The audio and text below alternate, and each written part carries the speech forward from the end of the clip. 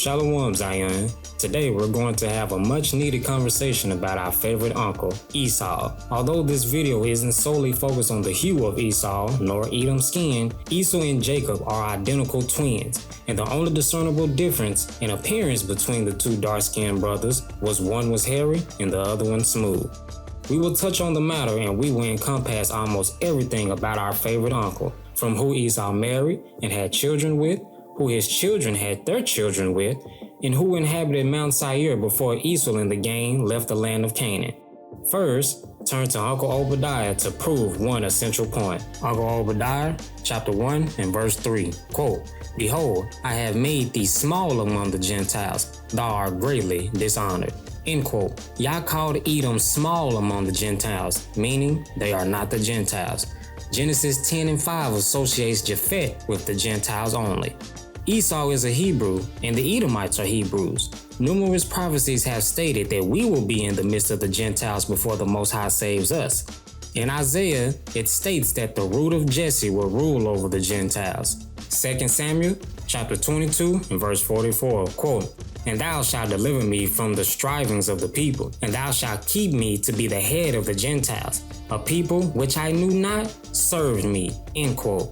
King David had garrisons, basically tributaries, in Edom during his life, but he still said that he would be the head of the Gentiles, a people which King David knew not will serve him. The Israeli/Jewish doctrine of Jew or Gentile is a bold-faced lie that they use to try to get all other people on earth to serve them. This proves that the beige folk we see in front of us today are not Esau, more likely the descendants of Japhet or the children of Lucifer. You pick.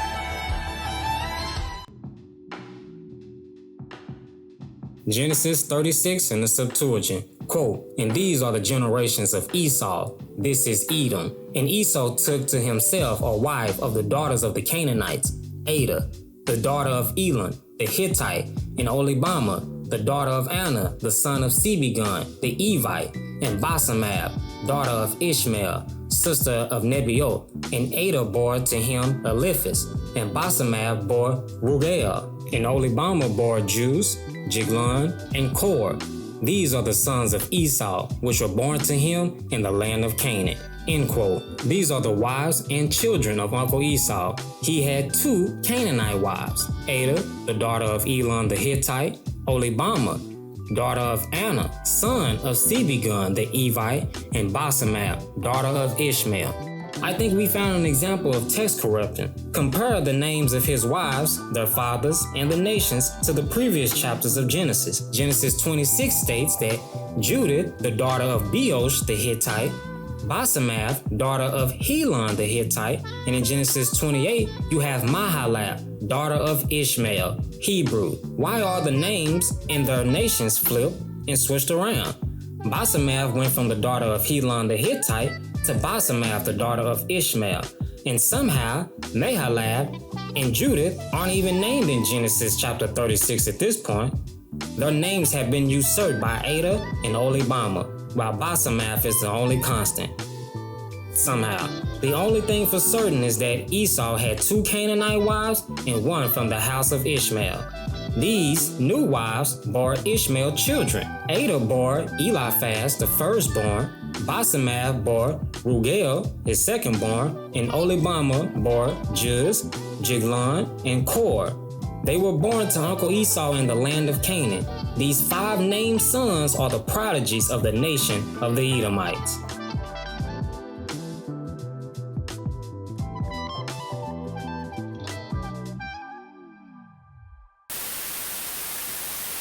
I just wanted to tackle this subject for Esau's the white man people, Esau's the white man people.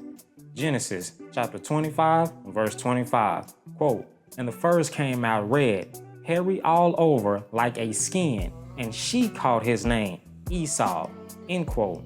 Grandma Rebecca said Esau came out red, comma, a separation of thought. Then she goes on to say hairy all over like a skin, semicolon, which is used to explain or expound upon what was already said. Therefore, his name was called Esau, which means hairy. Esau had hair all over his body like the skin of an animal, like this red animal hide on the screen. Hence why his name was called Esau. A perfect example in my eyes of the description of how Esau could have looked is you can compare a hairless cat to a cat. The hair or fur covers all their skin, just like how it was on Esau. Have y'all ever heard of werewolf syndrome? Genesis chapter 25 and 30, quote, "And Esau said to Jacob, let me taste of that red pottage, because I am fainting. Therefore, his name was called Edom," end quote. Again, we see that the truth of the matter is different than what we have been lied to about. Red pottage is why Edom means red, and not because the hue of his skin. You Hebrews have let your hatred for the white man cloud your understanding of who the twin brother of Jacob truly is. Esau looked like Jacob, but just hairy all over his skin. This is the color of the hair. This is red or ruddy hair, which covered Esau's entire body. Hypertrichosis, better known as werewolf syndrome, is excessive hair growth upon the body. It can either be localized on the arms or the legs, but it can also be generalized, which is from the head to the foot, which is what Esau suffered from. And the cause of this disorder is still unknown until this day. Fun fact about hypertrichosis is that the male will almost always pass this disorder down to his daughters, but never to his sons. Hence, why Edom is called red and Esau means hairy. Our uncle was a werewolf man. I'm a black woman with albinism. Of course I get asked if I can dye my hair. I'm a black woman with albinism. Of course I get asked what I'm mixed with, even though I've told you I'm not mixed. I'm a black woman with albinism. Of course you want to see what my mom and dad looks like.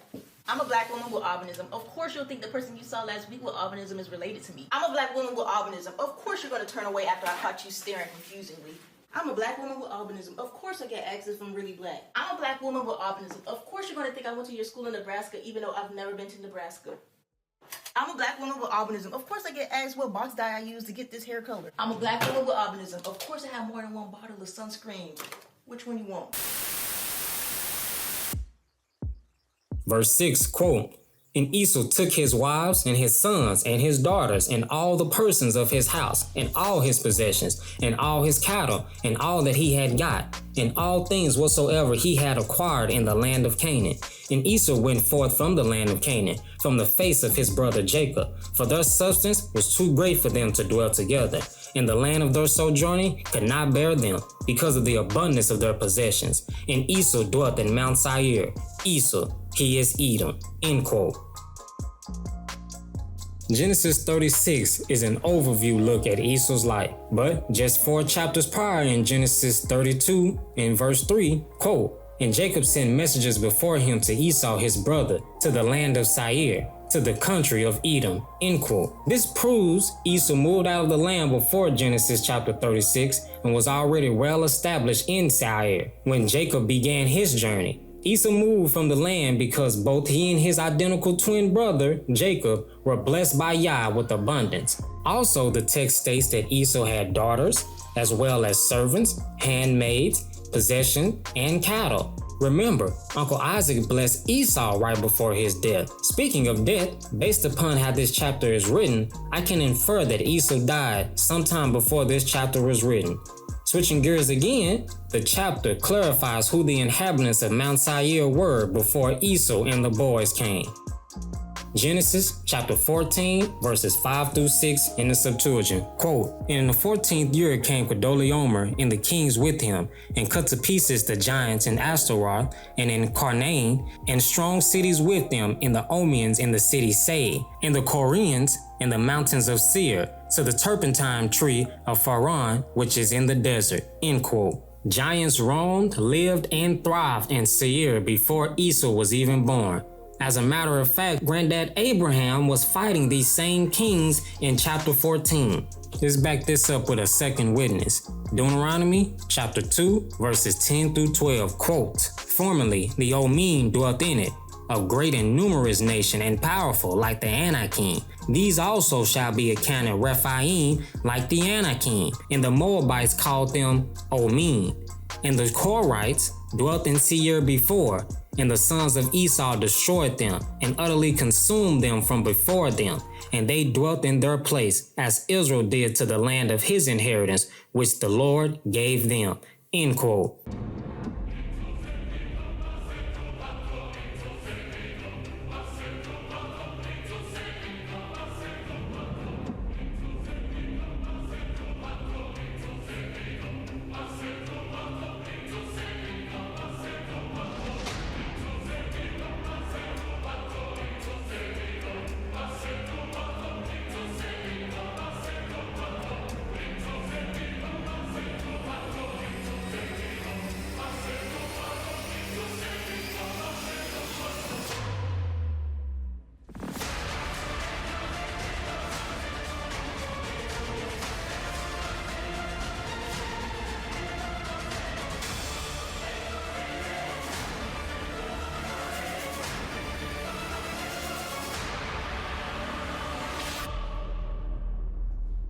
A second witness that proves giants were all over the land of Mount Seir before Esau was even there. Could the inhabitants of Seir be the original Canaanites? Edom did not destroy the inhabitants of the land once he seized it, just like we did when we took our promised land. Remember, y'all left a lot of those nations there to test our ancestors to see if they would worship him or no, just like us today. These nations are testing us if we're going to worship Yah or no. The Horites, the original inhabitants of Mount Seir, were compared to the Anakim, Nephilim giants.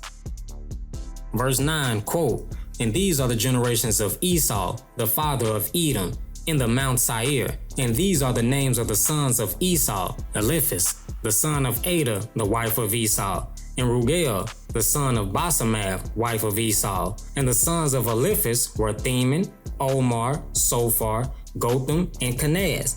And Thamna was a concubine of Eliphaz, the son of Esau, and she bore Amalek to Eliphaz. These are the sons of Adah, the wife of Esau. And these are the sons of Rugal: Nachor, Zoar, Somi, and Mosi. These were the sons of Basemath, wife of Esau. And these are the sons of Oholibamah, the daughter of Anna, the son of Sibegon, the wife of Esau, and she bore to Esau Jews and Jalon and Kor." End quote. If Adah, Basemath, and Oholibamah are wives of Esau, how are they married to Esau, but the text is written as if they are the mothers of the sons of Edom as well? We just read who the grandsons of Esau are, but notice, other than Thamna, a concubine, not one wife of the sons of Esau are mentioned. After each immediate son of Esau and their offsprings are named, one of Esau's wives is named with the phrase, "These are the sons of Adah,"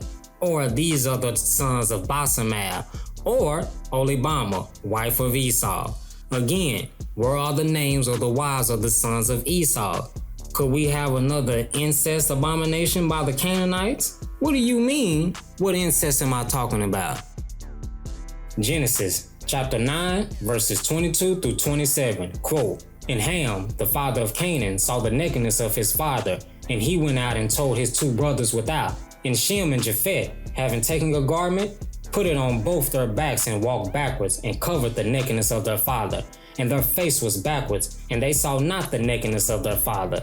And Noah recovered from the wine, and knew all that his younger son had done to him.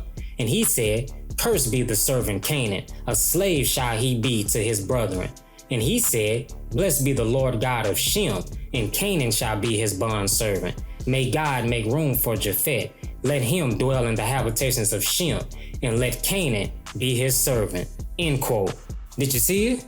The incest the scriptures just spoke about. A lot of us has read this and did not understand what this actually said.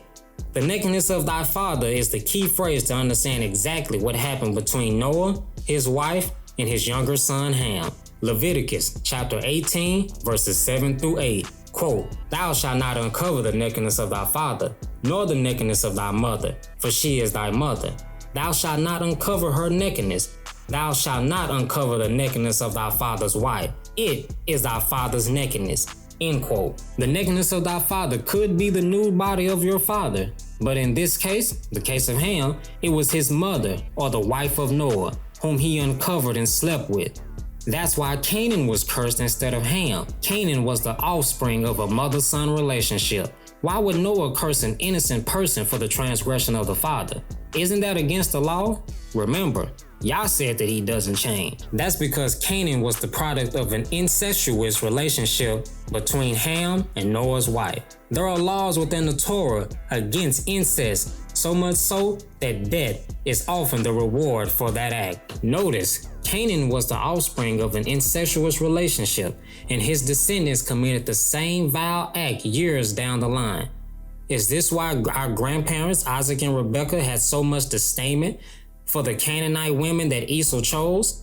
Sounds like a bunch of our parents today, right? Nothing new under the sun.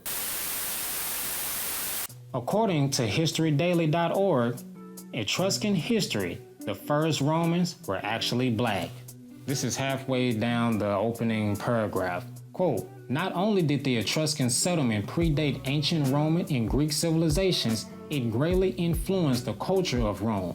The contributions of black cultures on the Roman Empire have, sadly, been whitewashed by Eurocentric historians. End quote. So this opening paragraph states that brown-skinned Etruscans predated ancient Rome and Greek civilizations. The Etruscans, the original Romans or Greeks, greatly influenced ancient Rome and was later whitewashed by the new Caucasians. The original inhabitants of Europe were brown to dark-skinned people, the original Caucasian people. Francis had a son called Isaac. Isaac had a son called Enoch. Enoch had a son called Edward. Edward had a son called Norman. And Norman had a son called Cedric, and that's me. And it's as direct as that. That's my family tree on my father's side, going back 250 years. Historians sometimes say that there's a mystery about the disappearance of the black Georgian population that we know numbered thousands. But really the answer to that mystery is you. Yes. We're going around in disguise, in camouflage, walking about the place, and many people don't know. But I'm glad that I know. I'm proud of that, because they're mine, and because it's my history. And I feel sorry for people who don't know. Let's jump a little bit further down where they say who were the Etruscans. Quote, Etruscan culture thrived until around the 5th century when they were integrated into Roman society. During their height, the Etruscans built an economy based on agriculture, mining natural minerals, and trade with Carthage and Greece. They erected dwellings on steep hills and built thick walls around them for protection. The Etruscans had a unique language and were known to be great artists and craftsmen. End quote. Continuing with the article under Etruscan art, it exclaims, Etruscan art, quote, a number of ancient works of art remain from the time of the Etruscans, many of which depict dark-skinned people. The Romans, who later took over the Etruscan cities, claimed that the mosaics, statues, and paintings of black people were all actually depictions of black slaves. But it seems unlikely that their slaves would be a favorite artistic subject matter for Etruscan artists. Add to the fact that many of the images show the dark-skinned people in positions of power, and we have a bounty of evidence that the Etruscans were in fact black. End quote. Melanated people, y'all see how they steal your culture and make it seem like it's really theirs? Their history is really our history with just white faces painted over it. If Esau is wrong and the original Romans were the Etruscans, dark-skinned people, that can only mean Esau is not the white man. Edom literally is spread all over the world, just like the Canaanites spread abroad in Genesis chapter 10. Esau and Canaan may be lock in step with each other. The most notable misnomers regarding the lineage of Europeans in general is the assumption that the ruling families of England are in any way indigenous to the land, disregarding the fact that forensic anthropologists assert ancient Western Europeans had dark skin and blue eyes combined with straight hair, and the current representative population only has 2 out of 3.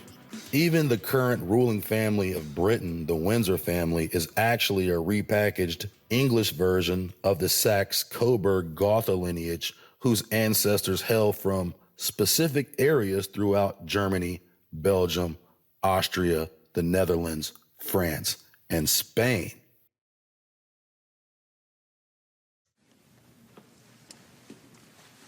The trouble with Scotland is that it's full of Scots. Perhaps the time has come to reinstitute an old custom. Grant them prima nocte. First night, when any common girl inhabiting their lands is married, our nobles shall have sexual rights to her on the night of her wedding. If we can't get them out, we'll breed them out.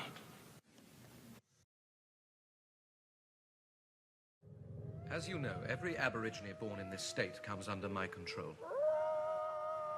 Notice, if you will, the half-caste child. And there are ever-increasing numbers of them. Now, what is to happen to them? Are we to allow the creation of an unwanted third race? Should the coloreds be encouraged to go back to the black? Or should they be advanced to white status and be absorbed in the white population? Now, time and again, I am asked by some white man, if I marry this colored person, will our children be black? And as chief protector of Aborigines, it is my responsibility to accept or reject those marriages.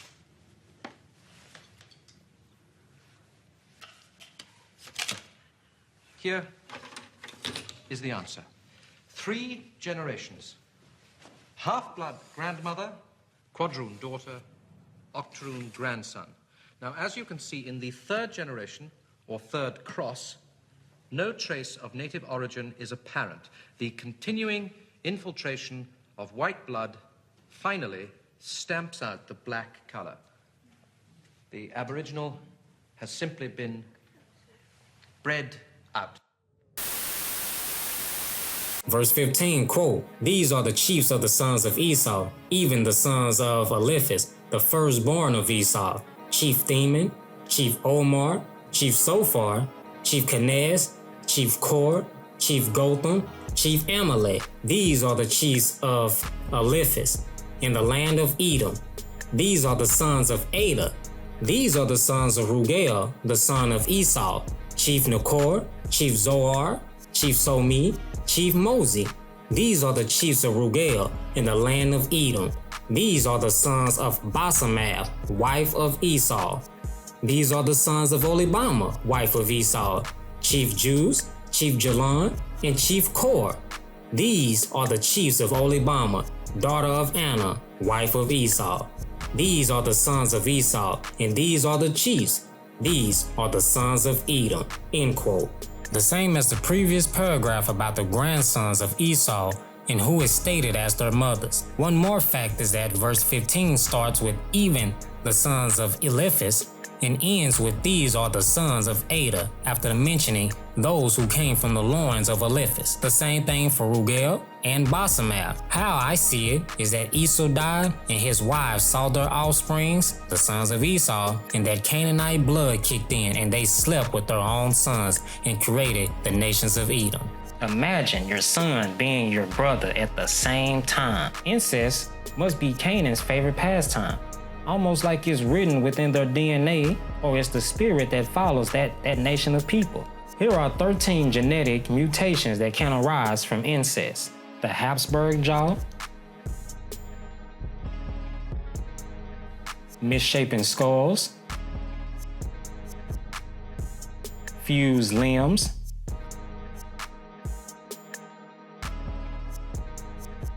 hemophilia, microcephaly, cleft palate, club foot, albinism, severe asymmetry, dwarfism, infertility, scoliosis, and immune system disorders. Just like Lot's daughters did to him. Question: if Lot is the nephew of Granddad Abram, Haran is his brother, how is it that the Moabites and the Ammonites are the Japanese and the Chinese, like on that false nations chart that One West came up with? Another false doctrine we have upheld as truth, brought to us by our favorite false prophets, sent from One West. Unless you mean these Chinese and Japanese people, the aboriginal dark-skinned people of that land, and no, they are not Israelites. Not every dark-skinned person of another nation is an Israelite just because they did things that you think are nice and cool. That does not make them Israelites. Verse 20, quote, "And these are the sons of Seir, the Horite, who inhabited the land, Lotan, Sabal, Sebegon, Anna, and Dyson, and Asar, and Rison. These are the sons of the Chorites, the son of Seir, in the land of Edom. And the sons of Lotan were Chari, and Haman, and the sister of Lotan, Amna. And these are the sons of Sabal, Golan, and Mathachat, and Gabal, and Sophar, and Omar. And these are the sons of Sebegon, Ai, and Anna. And this is the Anna who found the Yamin in the wilderness when he tended the beast of his father Sebegon. And these are the sons of Anna, the son, and Olibama was the daughter of Anna. And these are the sons of Dyson, Amada, Aspen, and Iteron, and Choharan. And these are the sons of Ashar, Balaam, and Zucam, and Jucam. And these are the sons of Rison, Hoz, and Aran. And these are the chiefs of Chori, Chief Lotan, Chief Sabal, Chief Sebegon, Chief Anna, Chief Dyson, Chief Asar, Chief Razam. These are the chiefs of Chori, and their principalities in the land of Edom." End quote. Seir and his sons and his daughters are all giants. They were the giants who lived in caves. Guess what Seir means? It means hairy, just like Uncle Esau. Chorites or Horites means cave dwellers or troglodytes. Western North America has many, and I do mean many, cave ruins built on and in the clefts of the rocks. But back to Seir's children. Olibama, the wife of Esau, was the daughter of a son of Seir, the giant, and Thamna, the concubine of Eliphaz, was the sister of Lotan, another son of Seir. Both Esau and Eliphaz had a thing for women taller than them. She was a tall drink of water, and both of them were thirsty. Esau and the boys went to Mount Seir and made war and love. Edom took the land from Seir, and they gave them principalities in the land. Notice, Edom went against everything the Most High commanded Jacob not to do. I want to focus on the word Yamin. Please remember that there is no J in Hebrew. Yamin, the modern word, is either mule or hot springs. However, this does not fit the context of the overall chapter. Anna, the giant son of Sebegon, a giant himself, Anna found the mules or hot springs while he was tending the beast of his fathers. Why even mention that if it adds completely nothing to the story? Follow me here. The Yamin, because a J would have been a Y, the Yamin are half-man, half-animal hybrids. I know it's hard to believe, but the ancients carved these things into stone for all to see. According to the book of Jasher, or the book of Yasher, to him Amalek. And the sons of Shobal were Alvan, Manahath, Ebal, Shepho, and Onam. And the sons of Zibeon were Ajah and Anah. This was that Anah who found the Yamin in the wilderness, when he fed the asses of Zibeon his father. And whilst he was feeding his father's asses, he led them to the wilderness at different times to feed them. And there was a day that he brought them to one of the deserts on the seashore, opposite the wilderness of the people. And whilst he was feeding them, behold, a very heavy storm came from the other side of the sea and rested upon the asses that were feeding there. And they all stood still. And afterward, about 120 great and terrible animals came out from the wilderness at the other side of the sea, and they all came to the place where the asses were, and they placed themselves there. And those animals from their middle downward were in the shape of the children of men, and from their middle upward some had the likeness of bears, and some the likeness of kephas, with tails behind them from between their shoulders reaching down to the earth, like the tails of the duchipath. And these animals came and mounted and rode upon these asses, and led them away, and they went away unto this day. Those asses were the Yamin, as the text states. Jasher says that the animals from their middle downwards were in the shape of the children of men, and from their middle upwards had the likeness of bears and kephas, with the tails between their shoulders that touched the earth like the tails of the dochiphas. And these animals came and rode upon the asses and led them away. With full transparency, I do read the book of Enoch, but of course I am still on the fence about the book of Jasher. Although I do read these books, I won't use them in scripture breakdown unless it's absolutely necessary for understanding. What or who the Yamin are will not make or break your salvation. It's just an interesting story nonetheless. All these creatures were man-animal hybrids, just like the depictions of the gods of Mizraim. Verse 31, quote, "These are the kings which reigned in Edom before a king reigned in Israel. And Balak, son of Beor, reigned in Edom, and the name of his city was Dianaba. And Balak died, and Joab, son of Zara, from Basra, reigned in his stead. And Joab died, and Esau, from the land of the Themanites, reigned in his stead. And Esau died, and Adad, son of Berad, who cut off Midian in the plain of Moab, reigned in his stead. And the name of his city was Githaim. And Adad died, and Samada of Maseka reigned in his stead. And Masada died, and Saul of Raboth by the river reigned in his stead. And Saul died, and Belinan, the son of Achabar, reigned in his stead. And Belinan, the son of Achabar, died, and Arad, the son of Berad, reigned in his stead. And the name of his city was Fogar, and the name of his wife was Metabel, daughter of Matreth, son of Mezeb." End quote.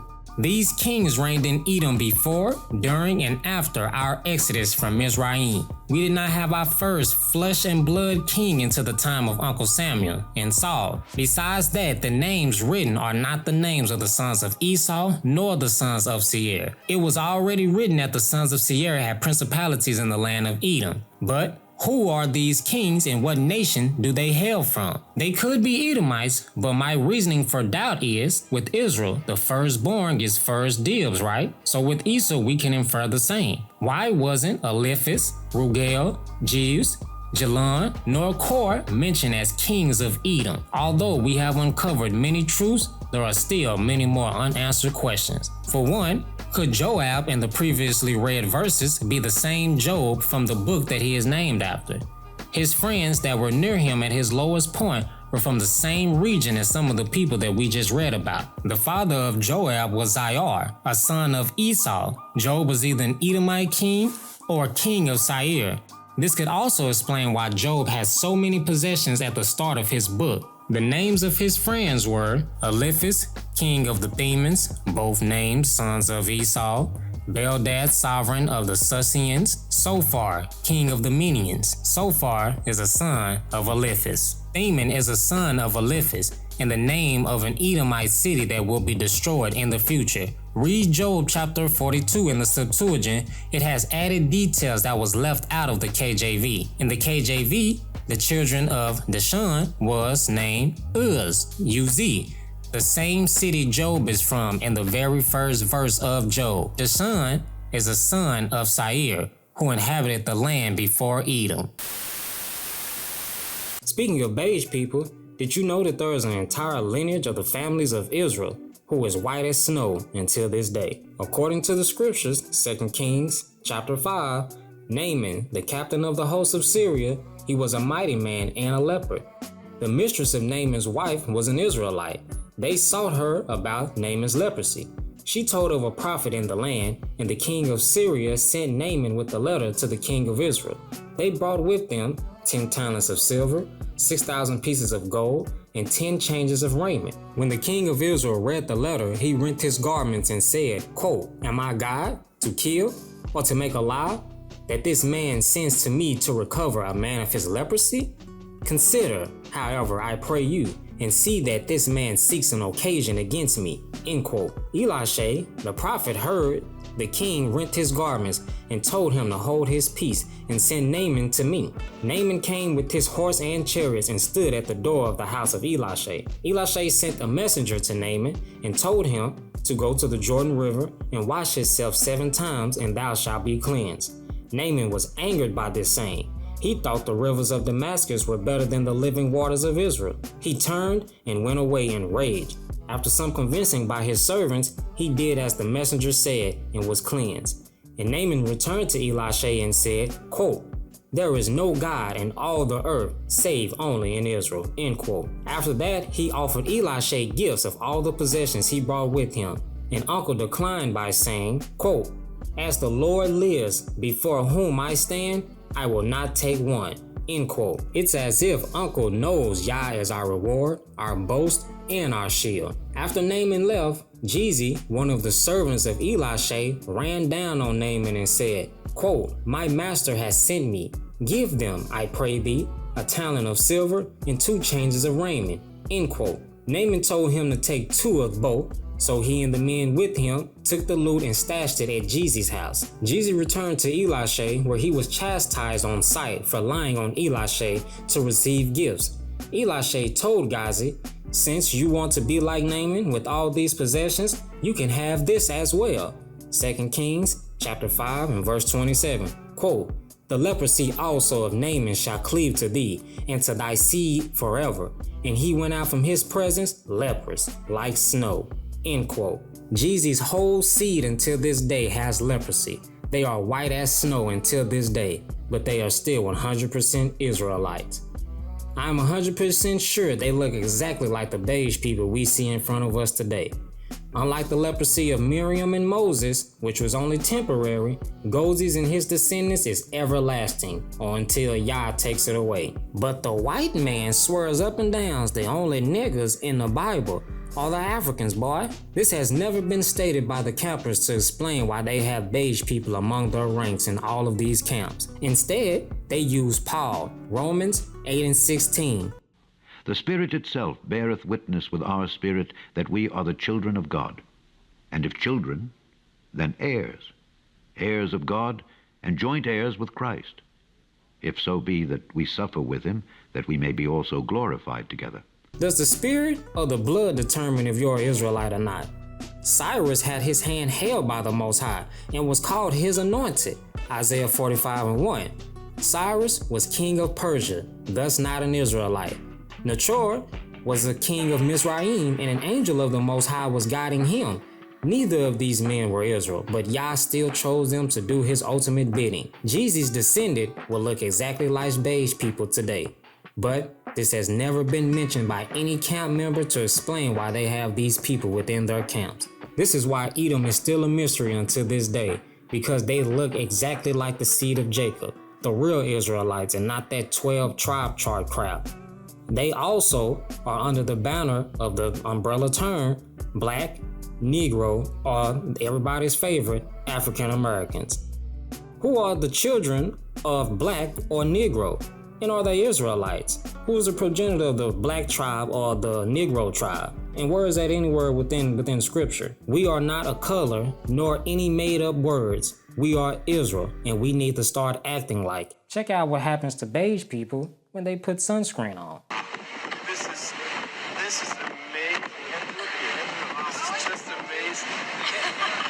Look at this.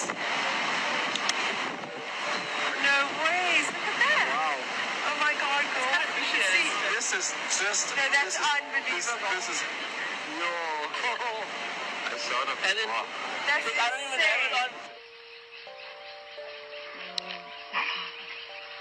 Yeah?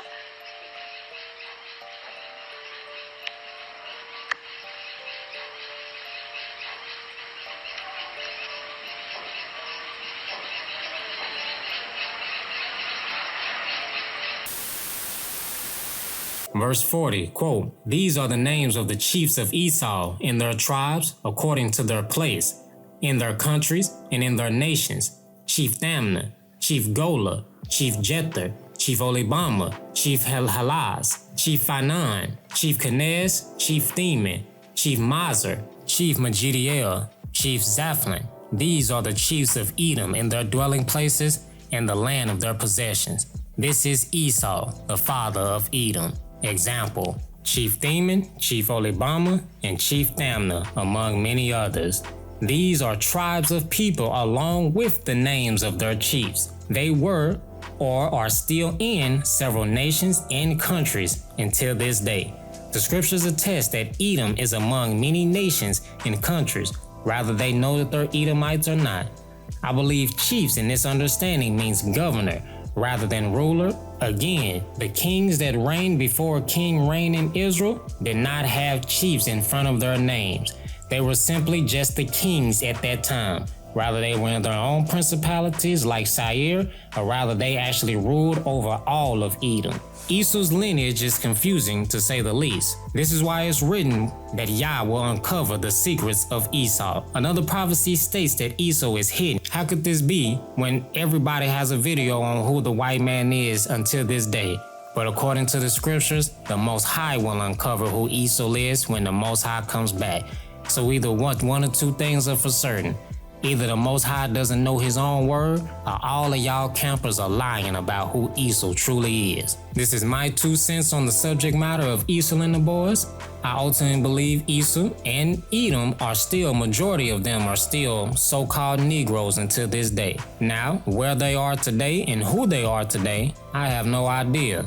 For that answer, you better ask the Most High. Until next time, Zion, cry out to the Most High and hallelujah.